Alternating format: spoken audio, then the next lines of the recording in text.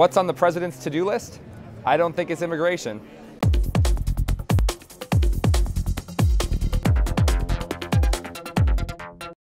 So, people ask you for your advice and thoughts on a lot of different policy issues.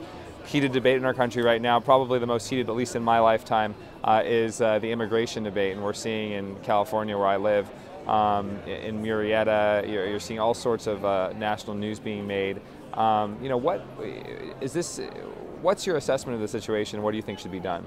I think you can get immigration reform, and including better security at the borders. But the problem is the Republicans don't trust the president. He has not indicated that he was willing to do a very serious reform bill or a series of bills.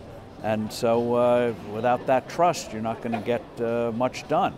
And one of the things I think the Republicans should hammer home is reform the current system. If you play by the rules, you are punished. You wait and wait and wait. They will lose your files. You have to get hire lawyers to get you through this thing.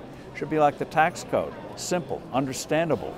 The tax code is hopelessly complicated. I was going to say not simple. And this is hopelessly complicated. So make it so that people who obey the rules are treated right. That would be a good start.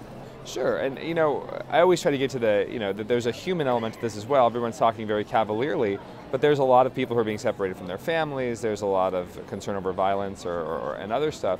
Is there a way that Republicans can do a better job of talking about the issue as to not seem so vitriolic? I think certainly you'll see it among the presidential candidates in 2016. So you don't think anything's going to happen until? Not with this president. He would rather have a wedge issue than start getting some real things done.